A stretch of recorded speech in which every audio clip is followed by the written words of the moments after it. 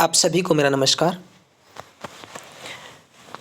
अभी हम हरियाणा सामान्य अध्ययन की एक नई सीरीज़ शुरू करने जा रहे हैं, जिसमें हम इस सीरीज़ में वर्ष 2015 से 2019 के बीच संपन्न हरियाणा यानी HSSC एवं HPSC की विभिन्न जो परीक्षाएं हुई हैं, उनमें टॉपिक वाइज और विषयानुसार जो इम्पोर्टेंट जो क्वेश्चन आए हुए हैं उनकी हम सीरीज़ शुरू करने जा रहे हैं। इसमें हम 2015 से 2019 के बीच में हरियाणा के जितने भी एग्ज़ाम हुए हैं, जो चाहे HSSC से संबंधित हो या HPSC से संबंधित हो, उनमें जो प्रश्न पत्र हैं उनमें से हम इतिहास, राजनीतिक विज्ञान, भूगोल, सामान्य अध्ययन, हरियाणा जीके यानी इनसे संबंधित अलग अलग टॉपिक वाइज हम क्वेश्चन शुरू करने जा रहे हैं, क्वेश्चन सीरीज़ शुरू करने जा रहे हैं। तो ये हमारी इस सीरीज़ की पहली जो क्वेश्चन सीरीज़ है, इसमें हम इतिहास विषय के कुछ क्वेश्चन लेकर के आए हैं। आशा है ये सीरीज़ आप लोगों के लिए आने वाले एग्ज़ाम्स के लिए, आने वाले कंपटीशन एग्ज़ाम के लिए उपयोगी होगी। इसी उद्देश्य के साथ हमने ये सीरीज़ शुरू की है। आशा है आप लोगों के लिए वीडियो, ये लेक्चर, ये क्लास उपयोगी रहेगी। चलिए शुरू करते हैं आज की हमारी क्लास, जिसमें हम पिछले कुछ सालों में हुए प्रीवियस ईयर के जो क्वेश्चन पेपर हैं उन्हीं में से कुछ सिलेक्टेड क्वेश्चन लिए गए हैं और उसकी कंप्लीट व्याख्या अच्छे से कोशिश करेंगे कि बिना किसी गलती के हम इस सीरीज़ को पूरा कर सकें। अगर आपको किसी भी क्वेश्चन में कोई डाउट लगता है, किसी प्रकार की कोई कन्फ्यूज़न लगती है, तो प्लीज़ कमेंट बॉक्स में अपना कमेंट ज़रूर डालें और उस क्वेश्चन के ऊपर हम फिर से विचार करेंगे। चलिए शुरू करते हैं आज की सीरीज़ का। हरियाणा सामान्य अध्ययन जो सीरीज़ हमने शुरू की है, इसमें जो पहला क्वेश्चन है वो इतिहास, और ये सभी मोस्टली क्वेश्चन इसमें है वो इतिहास विषय से संबंधित ही लिए गए हैं। तो जो पहला क्वेश्चन है वो है, हरियाणा के किस जिले में माधोगढ़ किले का पर्यटन स्थल के रूप में विकास किया जा रहा है? तो मैं सिर्फ क्वेश्चन एक ही बार रिपीट करूँगा, आप इसको फिर से देख लीजिएगा। तो इसका जो सही ऑप्शन है वो है ऑप्शन सी, यानी महेंद्रगढ़ इसका उत्तर हो जाएगा। और इसी क्वेश्चन के नीचे इस क्वेश्चन का उत्तर महेंद्रगढ़ क्यों है और इसकी जो कंप्लीट व्याख्या है वो दी गई है। हरियाणा के महेंद्रगढ़ जिले में माधोगढ़ किला है। महेंद्रगढ़ का प्राचीन नाम कन्नौड़ है, जो कन्नौड़ ब्राह्मणों द्वारा बसाया गया था। कन्नौड़ का किला दिल्ली के सुल्तान बलबन ने बनवाया था। तो इस सीरीज़ का ये खास उद्देश्य रहेगा कि सीरीज़ के जो सभी क्वेश्चन हैं उनका एक तो आंसर आपको बताया जाए, और दूसरा इसमें इम्पोर्टेंट क्वेश्चन कौन सा है और वो कौन से एग्ज़ाम में आया हुआ है वो भी इसमें साथ में दर्शाया गया है। तो ये जो पिछला जो क्वेश्चन है, पहला क्वेश्चन है वो जो हरियाणा नायब तहसीलदार का जो एग्ज़ाम हुआ था उसमें ये क्वेश्चन आया हुआ है। तो ये जो क्वेश्चन है वो इस एग्ज़ाम में पूछा गया है। अगला क्वेश्चन है वो ये है, हरियाणा में सिंधु घाटी जो स्थल है वो कहाँ स्थित है? हरियाणा में सिंधु घाटी स्थल है वो कहाँ स्थित है? तो इसका जो सही उत्तर वो हो जाएगा सी ऑप्शन है, यानी जो राखी गढ़ी है वो इसका सही उत्तर हो जाएगा। और ये इसका सही उत्तर की जो कंप्लीट जो व्याख्या है वो दी गई है। राखीगढ़ी हरियाणा में सबसे बड़ा सिंधु घाटी का स्थल है। इसे मिनी हड़प्पा भी कहा जाता है। राखीगढ़ी से प्राप्त पुरातात्विक वस्तुओं में बर्तन भांडों के अलावा चित्रित चूड़ियाँ एवं कई प्रकार के मणिये भी मिले हैं। यानी पुरातात्विक विभाग द्वारा जो इनका एक तरह से जो यहाँ पे खुदाई हुई है, और खुदाई के समय यहाँ पे काफ़ी जो पुरानी चीज़ें हैं जो प्राचीन परंपरा से हड़प्पा सभ्यता से संबंधित है, वो कई प्रकार के बर्तन यहाँ पे मिले हैं और चूड़ियाँ हैं और कई प्रकार के मणिये भी मिले हैं। तो इस आधार पे हरियाणा में सिंधु घाटी जो स्थल है वो जो राखीगढ़ी है उसको लिया गया है। अगला क्वेश्चन है, इसमें काफ़ी इंपॉर्टेंट क्वेश्चन है ये भी, रज़िया सुल्तान कहाँ हारी उसकी और कहाँ उनकी हत्या हुई है? तो डी ऑप्शन है वो सही है, कैथल इसका सही उत्तर है। यानी रज़िया सुल्तान कहाँ हारी और कहाँ उनकी हत्या हुई थी? तो कैथल में हारी थी और वहीं उनकी हत्या की गई थी। तो इसकी जो क्वेश्चन की जो व्याख्या है वो आपको यहाँ दी गई है, तो आप देख सकते हो। रज़िया बेगम प्रथम मुस्लिम महिला थी जिसने मुस्लिम शासन की बागडोर संभाली। वह इल्तुतमिश की पुत्री व अल्तुनिया की पत्नी थी। तो इसमें ये क्वेश्चन भी काफ़ी अलग से दी गई है कि किसकी पुत्री थी, किसकी पत्नी थी, और कब 13 अक्टूबर को 1240 को कैथल के पास डाकुओं द्वारा रजिया को और उनके पति की हत्या कर दी गई थी। तो काफ़ी कंप्लीट इसकी समरी व्याख्या कह सकते हैं वो दी गई है। इसके उससे संबंधित जो अन्य जानकारी वो भी आपको यहाँ पे मिल जाएगी। आशा करते हैं इसी तरीके की जानकारी की आप उम्मीद रखते हो। इससे क्या होता है कि हमारा जो क्वेश्चन है वो एक तो कंप्लीट होता है, दूसरा इससे संबंधित तो और जानकारी हमें प्राप्त होती है, जिससे क्या होता है कि कंप्लीट इसकी जो 2-3 बातें हमें अगर निकल के आ जाती है तो इससे हमारे माइंड में रहता है एक तरह से। एक हम सिर्फ उसके एक ही बात याद रखें, उसे जोड़ करके 2-3 बातें और निकल आती है, तो हमें जो आने वाले एग्जाम में हो सकता है इसमें से कौन सी बात पूछ ली जाए तो आपके लिए उपयोगी रहती है। अगला क्वेश्चन चौथा है, भारत और खालिस्तान किसके बीच ताशकंद समझौता हस्ताक्षरित हुआ है, यानी भारत और किसके बीच में ताशकंद समझौते पर हस्ताक्षर हुआ है। तो इसका जो सही उत्तर है वो है, इसमें आपको 4 ऑप्शन दिखाई दे रहे हैं, चीन, पाकिस्तान, बांग्लादेश, इनमें से कोई नहीं। तो आई होप आप लोगों को पता होगा ये सब चीज़, तो पाकिस्तान इसका सही उत्तर हो जाएगा। और वो क्यों है, ताशकंद उज्बेकिस्तान की राजधानी है। यह समझौता 16 जनवरी 1966 को हुआ है। एक तो ये इसमें इंपॉर्टेंट बात है, जिस कारण भारत पाकिस्तान युद्ध है वो 1965 में समाप्त हो गया था। तो ये भी जानकारी है कि भारत पाक युद्ध है वो 1965 में समाप्त हुआ था। पाकिस्तान और इसके बीच में ये ताशकंद जो समझौता है उसी के नाम पे रखा गया है, उज्बेकिस्तान की राजधानी है। ये नई जानकारी है इस क्वेश्चन के आधार पे। समझौता कब हुआ था, 16 जनवरी 1966 को किया गया है ये। चलिए अगला क्वेश्चन देखते हैं। चंडीगढ़ उच्च न्यायालय की इमारत का डिजाइन, चंडीगढ़ उच्च न्यायालय की इमारत का डिजाइन खालिस्तान ने बनाया। ठीक है, तो बी ऑप्शन है वो इसका सही ऑप्शन हो जाएगा, ली काबूजियर। तो इसका ये उत्तर क्यों है, ये आपको इसकी जो व्याख्या है, समरी है, वो आपको यहाँ दिखाई दे रही है। तो ली काबूजियर जो कि फ्रांस का निवासी था, ने चंडीगढ़ का अंतिम डिजाइन बनवाया था। चंडीगढ़ का प्रथम जो डिज़ाइन है वो अल्बर्ट मेयर द्वारा बनाया गया था। तो अल्बर्ट मेयर की अगर बात पूछे तो प्रथम डिज़ाइन है वो अल्बर्ट मेयर के द्वारा बनाया गया था, और इस डिज़ाइन की जो अंतिम इसका रूपरेखा दी गई थी तो वो है ली काबूजियर के द्वारा थी। छठा क्वेश्चन है हमारा, मार्च 1930 में गांधी जी का प्रसिद्ध दांडी मार्च किस आंदोलन के शुरू होने का सूचक है, यानी 1930 में गांधी जी का जो प्रसिद्ध दांडी मार्च है वो किस आंदोलन के शुरू होने का सूचक है। तो डी ऑप्शन, सविनय अवज्ञा आंदोलन। तो सत्याग्रह, भारत छोड़ो आंदोलन तो काफ़ी बाद में शुरू हुआ, 1942 में शुरू हुआ था, तो ये काफ़ी बाद की बात है। तो सविनय अवज्ञा आंदोलन, मार्च 1930 में गांधी जी का प्रसिद्ध दांडी मार्च सविनय अवज्ञा आंदोलन के शुरू होने का सूचक है। तो बिल्कुल सिंपल सी बात इसमें बताई गई है। अगला क्वेश्चन है हमारा, हरियाणा और पंजाब की सीमाओं को विभाजित और निर्धारित करने के लिए किस आयोग की स्थापना की गई थी। तो क्वेश्चन नंबर जो 7 है, क्वेश्चन नंबर 7 का जो सही ऑप्शन है, सही आंसर है वो हमारा जो ऑप्शन ए है, यानी शाह आयोग जो है वो है। और इसकी जो व्याख्या है वो आपको अभी बता देता हूँ कि आधुनिक हरियाणा है उसका जो एक प्रकार से जैसा आयोग की स्थापना की गई कहने के लिए इसका किया गया था, और जैसी शाह आयोग है वो सरदार हुकम सिंह की सिफारिश पर इसको लागू किया गया था, एक प्रकार से किया गया था। तो ये भी क्वेश्चन एग्जाम की दृष्टि से काफ़ी इम्पोर्टेंट है। इस कमेटी के बारे में, इस आयोग के बारे में भी कई बार क्वेश्चन आ जाता है। चलिए आगे शुरू करते हैं। 8वां क्वेश्चन है, महाभारत द्वारा लिखी गई है, यानी किसके द्वारा लिखी गई है। तो ये तो काफ़ी अच्छा क्वेश्चन भी कह सकते हैं, और ये आई होप आप लोग सब जानते भी हैं। तो महर्षि वेदव्यास जी के द्वारा ये लिखा गया है, और इसके बारे में जो कंप्लीट अन्य जानकारी है वो देखिए आप। महाभारत में 18 अध्याय हैं।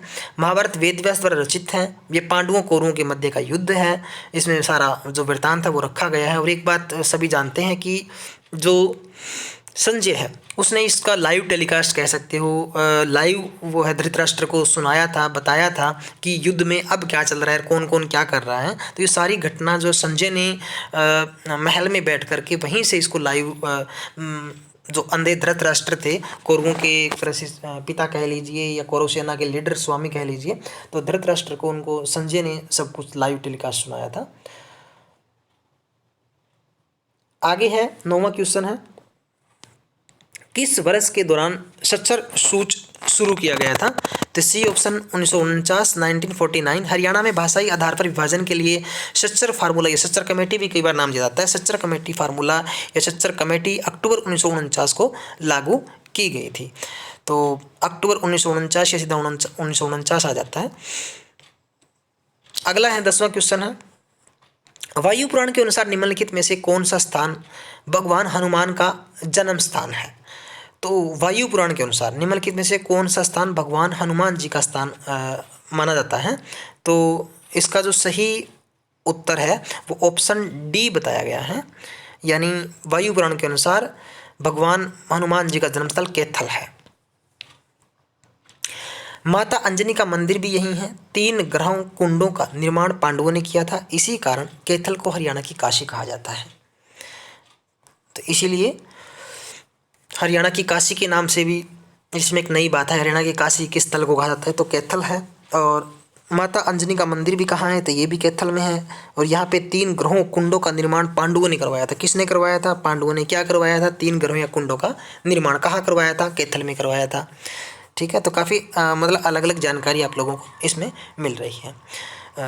दोस्तों, अगर आपको वीडियो अच्छा लग रहा हो, आपके लिए यूजफुल हो, आपके लिए फ़ायदेमंद हो या किसी प्रकार से आपकी हेल्प हो रही हो, प्लीज़ हमारे चैनल को लाइक शेयर और सब्सक्राइब ज़रूर करें। इसी तरीके की यूजफुल वीडियो हम लेकर आते हैं जिसमें आपको बहुत ही कम टाइम में या कम से कम समय में कोशिश करते हैं कि आपको जो इम्पोर्टेंट क्वेश्चन है वो बताए जाए, करवाए जाए। चलिए अगला क्वेश्चन देखते हैं। स्वतंत्रता आंदोलन के दौरान किसने रोहतक से उर्दू और हिंदी में हरियाणा तिलक नामक साप्ताहिक पत्रिका प्रकाशित की गई थी। एक बार क्वेश्चन दोबारा देख लीजिए आप लोग। स्वतंत्रता आंदोलन के दौरान किसने रोहतक से उर्दू और हिंदी में हरियाणा तिलक नामक साप्ताहिक पत्रिका प्रकाशित की थी। तो इसके जो ऑप्शन है वो देखिए आप लोग। ऑप्शन इसके तो जो सी ऑप्शन है वो इसका सही उत्तर हो जाएगा। पंडित श्री राम शर्मा ने प्रकाशित इसको किया था। और इसका जो कंप्लीट जो व्याख्या है इसकी, पंडित श्री राम शर्मा ने हरियाणा तिलक नामक पत्रिका का संपादन किया। हरियाणा संदेश पत्रिका का संपादन पंडित नेकीराम द्वारा शर्मा जी किया गया था। हरियाणा केसरी समाचार पत्र का संचालन पूर्व मुख्यमंत्री हुकम सिंह करते थे। कैप्टन अभिमन्यु का संबंध हरिभूमि समाचार पत्र से है। तो ये देखिए, मतलब अलग अलग इसमें ऑप्शन है और सभी का इसमें बताया गया है कि किस व्यक्ति का किससे संबंध है। अगला क्वेश्चन है, अक्टूबर 1907 में लाला लाजपत राय द्वारा एक राज्य स्तरीय सम्मेलन आयोजित किया गया है। तो कौन सा आंदोलन इसमें शुरू किया गया था, तो इसमें जो सही उत्तर है वो ऑप्शन सी है। ऑप्शन सी यानी स्वदेशी आंदोलन। तो इसमें इसकी कंप्लीट जो व्याख्या है वो यहाँ दी गई है। अक्टूबर 2 1907 में लाला लाजपत राय द्वारा स्वदेशी आंदोलन सम्मेलन आयोजित किया गया था। तो किसने किया, लाला लाजपत राय ने। कब किया, 1907 में। कौन सा आंदोलन था, स्वदेशी आंदोलन। तो एक ही क्वेश्चन में हमें 2-3 जानकारियां यहाँ पे मिल रही हैं। आगे है, तराई की दूसरी लड़ाई किसने जीती। मोहम्मद गौरी ने, गोविंद ताई ने, पृथ्वीराज चौहान ने, जयचंद ने। तो इसका सही उत्तर हो जाएगा पृथ्वीराज चौहान। और जूनियर इंजीनियर इलेक्ट्रिकल जो है मेल का जो पेपर हुआ था उसके लिए इसमें जो क्वेश्चन है पूछा गया था। तो आप इसमें साथ साथ देख सकते हो कि ये क्वेश्चन कौन से एग्जाम में आया हुआ है। तराइन की पहली लड़ाई 1991 में पृथ्वीराज चौहान जीते और विरुद्ध मोहम्मद गौरी इसमें हारा था।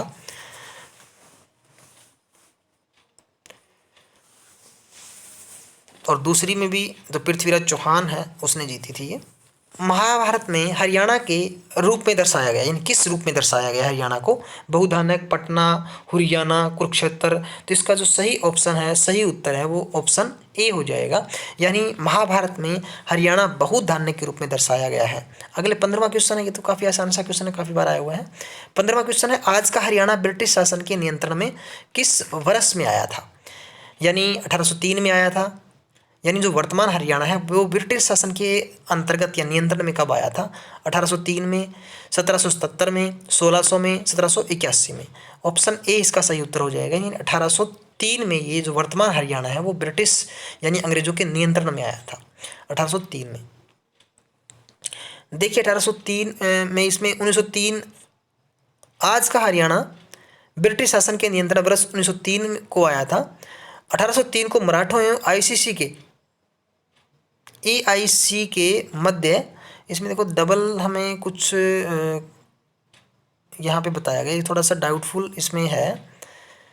एक बात इसमें ये कह दी गई है कि ब्रिटिश शासन के नियंत्रण में 1903 में आया था, और नीचे इसमें कहा गया है ऑप्शन भी 1903 है ही नहीं इसके अंदर, ठीक है। तो यहाँ थोड़ा सा मिसप्रिंट है ये।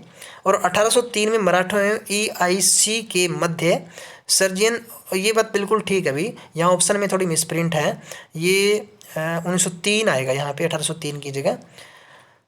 हाँ, और ये तो ऊपर स्पष्ट कहा गया कि 1803 में मराठों AIC यानी ईस्ट इंडिया कंपनी के मध्य सर्जियन गांव की संधि हुई थी, जिसके अनुसार हरियाणा के कुछ क्षेत्र AIC के अधीन आ गया था।